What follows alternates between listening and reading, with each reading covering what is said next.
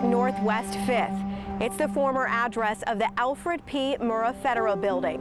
What stands here now, some 20 years after the deadliest act of domestic terrorism in American history, is more than a memorial. What stands here is a monument to the Oklahoma spirit and the Oklahoma standard. We learn more about ourselves on that horrific day than in a lifetime of struggles, and the learning continues. In 20 years, we've rebuilt our walls and resewn the fabric that binds us together as an Oklahoma family. But while the physical wounds have healed, the scars are and forever will be visible, the pain never forgotten. We may be 20 years out now from April 19, 1995, but we vow to remember what happened that day, remembering also the days that followed that made us stronger.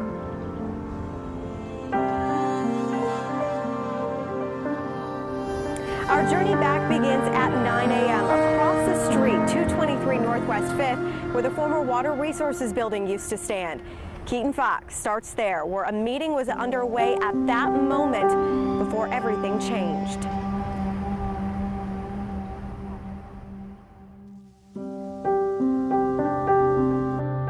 There are 4 elements that I have to receive information regarding.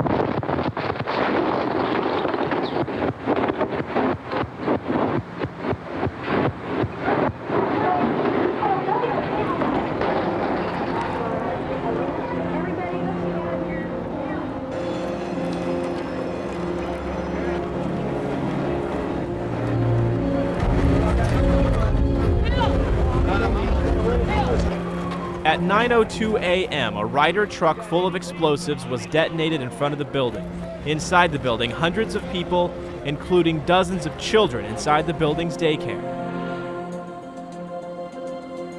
There was a boom, and the ceiling fell in, and the building shook, and the walls crashed in, and I covered my head up. And then it was a matter of yelling for people to see if they were okay. There just wasn't that much you could do. At this moment, hundreds of injured victims lined the streets, the more critical loaded into ambulances.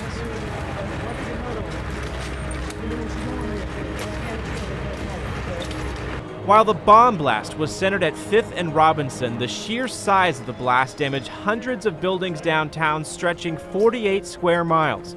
Shards of broken glass and debris injured dozens more in offices blocks away. We started with about 5 people at the front checking the clothes in, and all the windows just exploded, blood, and just 3 girls got cut a little bit, not much, so got them in the hospital now. And all my windows gone, and all around the building, the whole block is mine. All the buildings just demolished, the whole the windows and the ceilings fell in. The street away from the building, okay? In the street! Get away from the building! But as rescuers got deeper into the building, a new terrifying threat, a second bomb, may be inside. Let's go! Come on, man, let's go! Stay blocks away, let's go! Come on!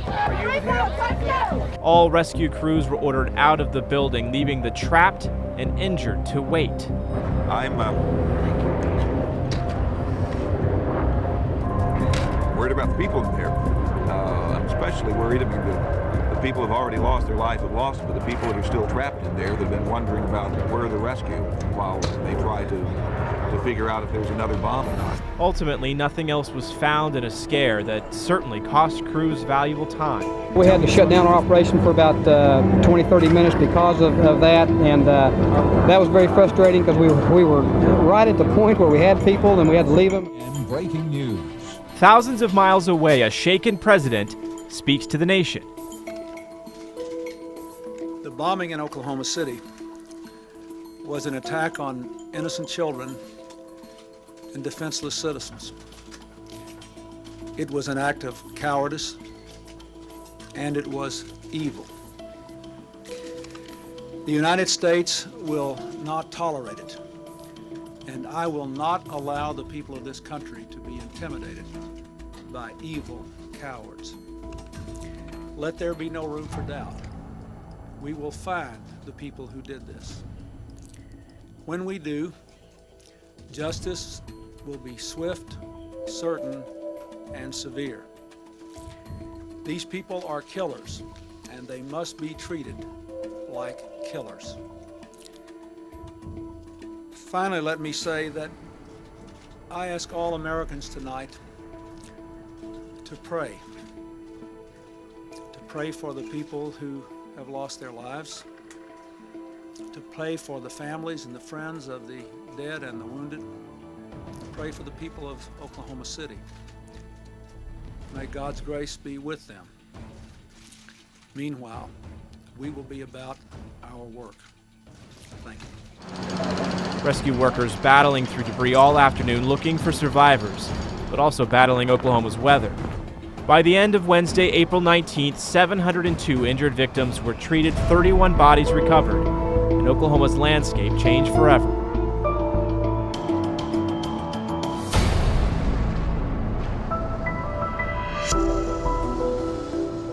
As the first hours of April 19th passed, so did the hope of finding anyone inside the building alive.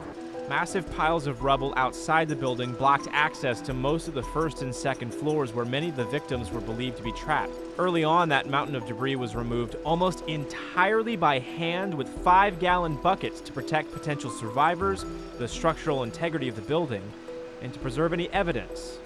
It's a mass murder scene is what we've got down there, and a mass crime scene. And so the FBI is controlling it, and we appreciate that and respect that, because there's nothing that any of us want to do to jeopardize the FBI's case or the case of the United States of America against whoever did this. That we do have some additional contacts made. And meanwhile, the painful decision had to be made to switch from search and rescue to search and recovery. I don't think rescue people ever run out of hope. They're I guess, as the governor said, maybe cautiously optimistic, but I think they deep down know the longer it goes, the less chance. As workers shifted tasks, President Bill Clinton, in a prayer service 4 days after the blast, set the tone for what America would remember most about Oklahoma, its people, and the Oklahoma Standard. If anybody thinks that Americans are mostly mean and selfish, they ought to come to Oklahoma.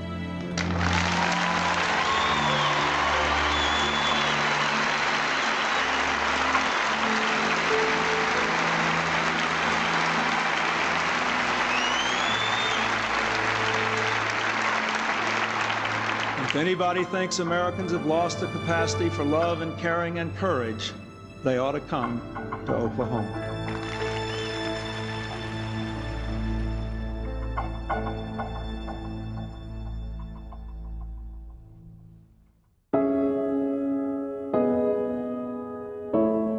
By Friday, May 5th, all but 3 bodies are recovered, located in a part of the building that engineers thought could collapse if breached.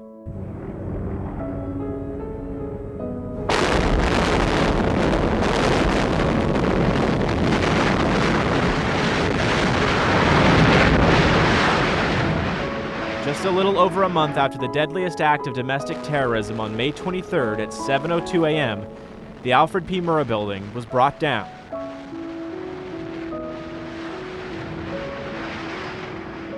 While the implosion wiped away the visual scar on Oklahoma's psyche, it would only mark the beginning of the healing process.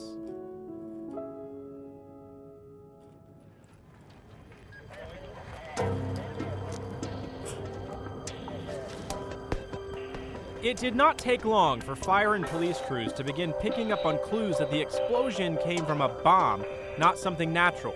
As recovery was still ongoing, the new monstrous task of a criminal investigation was also taking shape. Crews had to sift through mountains of rubble by hand for any clues of who and what did this. The law was violated in Oklahoma as well as nationally. Again, the violation of state law and the violation of federal law are 2 separate and distinct things. We have 70 first-degree murder charges to file, potentially. About an hour north of Oklahoma City, on that Wednesday, an alert Oklahoma Highway Patrol trooper pulled over a young military type with a weapon in his waistband driving a yellow Mercury with no license plate.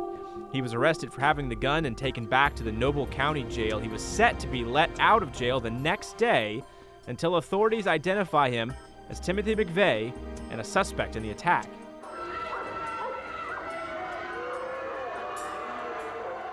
On the day he was being transferred out of the Noble County Jail into federal custody, hundreds of people showed up to see the face of terror in the heartland. They should have let him loose out front and let everybody have at him. We're taking to Oklahoma City and let all those people have at him. McVeigh's trial was eventually set in Denver after Judge Richard Maitch thought a trial in Oklahoma couldn't get impartial jurors. It would go down as one of the most complex trials in American history. 25,000 witness statements, 350 audio tapes, 500 videotapes, and 160,000 pages of notes and records. The trial would come down to a lot of simple pieces put together. Tim McVeigh bought explosives to put into a Ryder truck he rented, then he drove it to Oklahoma to commit his act of terror. He chose Oklahoma City because of the government offices inside the building, and the date because of Waco and the start of the American Revolution, April 19, 1775. His hope, April 19, 1995, would start a new anti-government revolution. He'd be wrong. We have the counts now. We have the first count, count 1, conspiracy to use a weapon of mass destruction. Timothy McVeigh has been found guilty by this juror of 12. On June 3, 1997, just over 2 years after the bombing, the Denver jury convicted Timothy McVeigh on counts of murder, using a weapon of mass destruction, and conspiracy. McVeigh is a coward and a low-down bastard. He would be sentenced to die for the crime, a sentence carried out on June 11, 2001 at a federal prison in Terre Haute, Indiana. He absolutely showed no remorse whatsoever. I never took my eyes off of McVeigh. It was a death, many said, was undeservingly peaceful. He went to sleep. That was it. He went to sleep. Unlike my mother, who was in the 4th floor and fell 4 floors and was found in the front of the Murrah building. It just seemed too easy for him. It's a period on the end of a sentence. This is the completion of justice, and that's what I'll remember about today.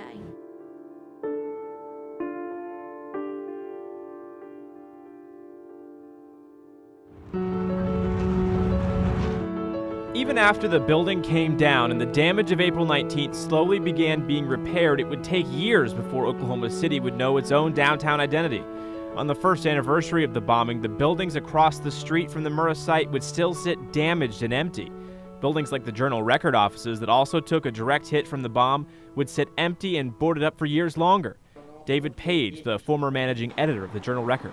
I kind of have a softness in my heart for it, and I would like to see something happen, but it takes a commitment of someone to use the space and money before something's going to happen to it. It's all economics. Just down the street, the wounded YMCA building also hosted a cavalcade of boarded up windows. It would eventually be torn down. The Regency Tower apartments would have to close completely for months, displacing everyone who lived there as repairs inside were made. Pieces of the Ryder truck along with other shrapnel piercing walls like bullets. Nearby the bombing site, there were a handful of churches that didn't fare too well either. Father Lewis Lamb, just days before the bomb, told his congregation the house of worship didn't matter, just the people did. After the explosion, when I saw the damage, it had an impact on me, and I thought to myself, later, can I practice what I preach? But inside a church that was barely recognizable, they would rebuild next door, committed to strength. Every time you have a funeral or a wedding and you can't have it in a place that you've worshiped and prayed in, or where your parents were married, or where you were baptized, and the loss of that space is a hurt and a wound that just is felt almost on every significant occasion. The faith community would do its best to shine a light into Oklahoma City and keep forging ahead, even when doing so meant leaving parts of themselves behind. Terrible evil brings that out. It brings out the wholeness that's in people and is in the community, and how we're connected by something real deep inside, some sort of shared soul that makes everyone part of something, and people serve in ways that they never knew they could or would. It pulls great things out of people.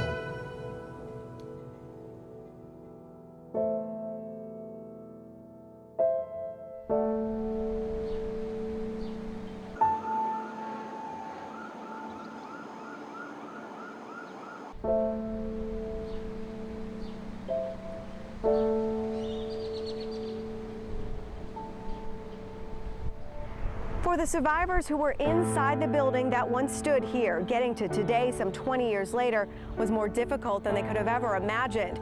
While the hours that followed the blast were some of the most difficult they'd ever endure, getting beyond that and healing proved a struggle too. You know, it was a perfect spring morning. It was beautiful. It was just like it is out there today. You know, red buds in bloom, everything beautiful. It's destruction at its worst. There's so much chaos up there. Anything and everything that you can. And I just felt and heard this incredible roaring in my head and felt this powerful rushing sensation, like I was falling. And I was falling. I was falling 3 floors. And I couldn't see anything. I couldn't move. It was hot and dark. I thought my life was over.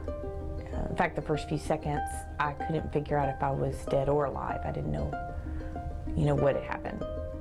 Amy Downs was buried alive under the rubble of the federal building, trapped inside a small crevice, crying out for help. We're talking to victims through void spaces. People are crying out to us. My right hand was actually sticking out of the side of the rubble pile. I was still in my chair upside down, but my right hand was sticking out. So they found my hand. That hand was her lifeline amidst the chaos, her chance to be free. But just as soon as it was found, that lifeline was taken away. Let's go! Come on, man, let's go! They say there's possibly another bomb in this area. They don't know where. Then I hear another man's voice, and he's yelling, "Everybody out now! There's another bomb! Let's go, let's go! There's another bomb! Everybody, let's go!" Suddenly, she was alone in darkness, confused, losing hope. Here it is. I'm 28 years old. Life is over. And I thought about my life and where I was at that point, and I had huge regrets. Amy was 355 pounds, felt like she'd done nothing with her life, and now she wanted a do-over. She pleaded with God for another chance, but believed a second bomb would likely take that away.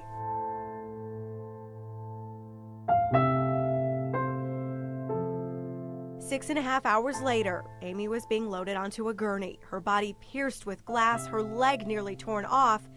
God saved her. But I will never forget, looking up at that sky, taking that first breath of fresh air, and promising God, I will never live my life the same. 18 of Amy's co-workers lost their lives, their names inscribed on a memorial at the new Allegiance Credit Union. Her name inscribed on the survivor wall. Survivor's guilt, PTSD, and sadness inscribed on her heart. I was alive and everyone around me was killed. I don't know. But Amy has never forgotten the promises she made to God on April 19th. We've all gone through healing, but it's just like the scar on my leg. That injury on my leg is healed, but the skin is different. It's numb in some places, it's rough, it doesn't look the same, it's distorted, it's still there, but it is healed. And that's kind of how I feel like I am. Since the bombing, Amy had a son, lost the weight, became active, renewed her faith, but stayed with the credit union. I think that, yes, it was dark, and yes, there was grief and a lot of tragedy and a lot lost, but there are also some amazing stories of hope and perseverance and resilience, and those are the stories that need to be told. It's her story and the stories of hundreds of others we will never forget, and we are all forever changed. But I knew God was with me, and I knew I was going to be okay. The feeling that God was there was a sentiment shared by many, including Jim and Claudia Denny and their 2 children who were in the daycare. Daddy and Mommy's big boy, huh? My angel? Kisses, kisses. I love you, honey. I love you, baby. Oh, God, I love you. It's impossible to put into words what an image like that does to a parent. We shouldn't have to worry about taking a 3-year-old and a 2-year-old to a daycare and kissing them goodbye. 25 children were in the America's Kids Daycare Center of the Federal Building.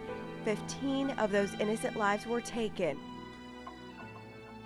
But in what can only be described as a miracle, 10 lives were spared. Fortunately, kids are really resilient, and I hope that this does not mar her psychologically down the road, and I think she'll bounce back incredibly well. Rebecca Denny was in the hospital for 10 days before being sent home with a broken arm and scratches. Her brother Brandon spent 126 total days in multiple hospitals, told at one point he had a 10% chance of survival. The Dennys experienced a miracle, but even their lives were changed forever. We're fortunate that God granted us 2 miracles in Brandon and Rebecca, and we thank God every day that they're here with us, and we're here together as a family. Not a day goes by the Dennys don't think about the bombing, the days at the hospital, and the impact they had. Our whole life ended.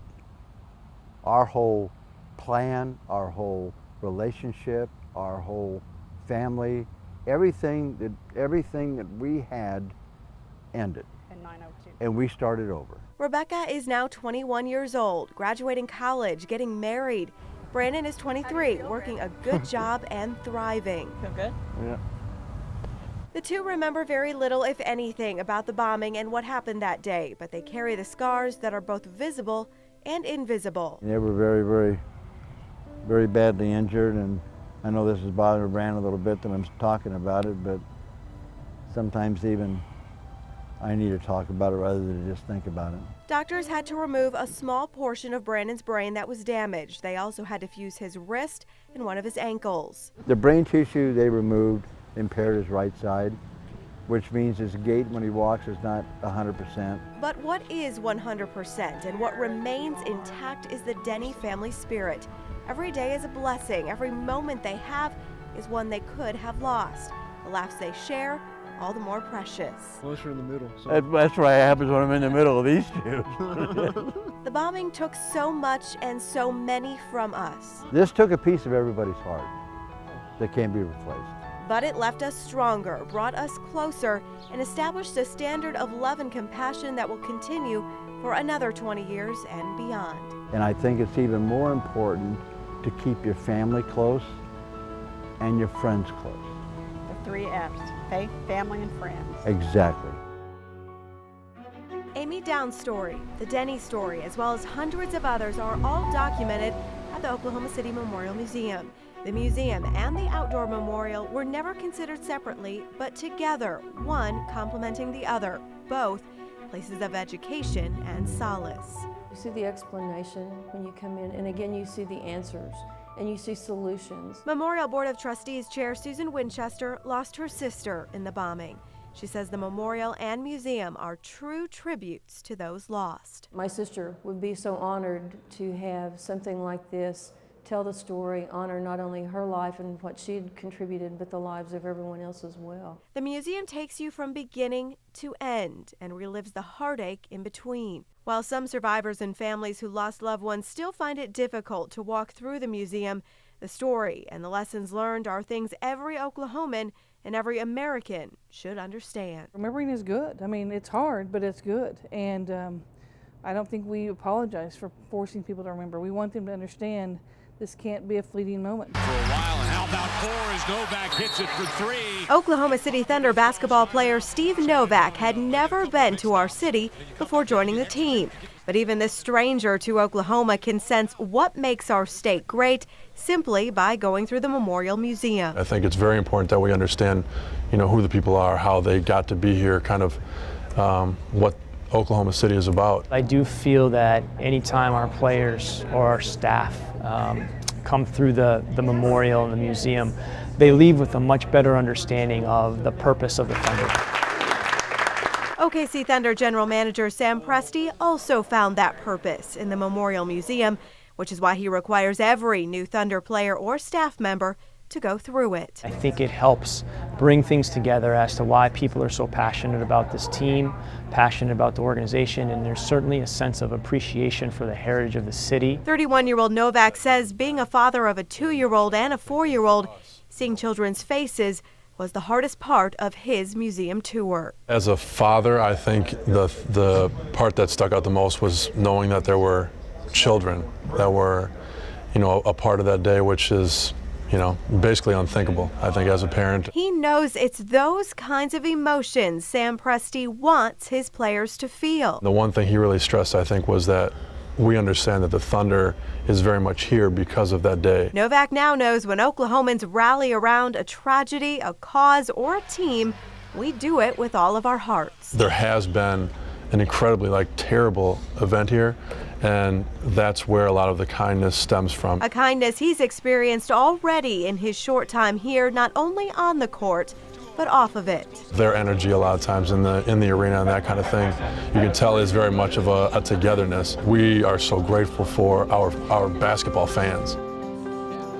I just can't tell you how many acts of kindness, one after another, happened during that time. You know, they said we had to be careful what we asked for because we'd get truckloads. You ran to a tragedy, you didn't run away from it. That translated into we're not going to let this beat us, defeat us. This needs to be part and continue to be part of what it means to be in Oklahoma. You can try to define the Oklahoma Standard using one word, one phrase, or one sentence, but to truly understand it, you need an entire book.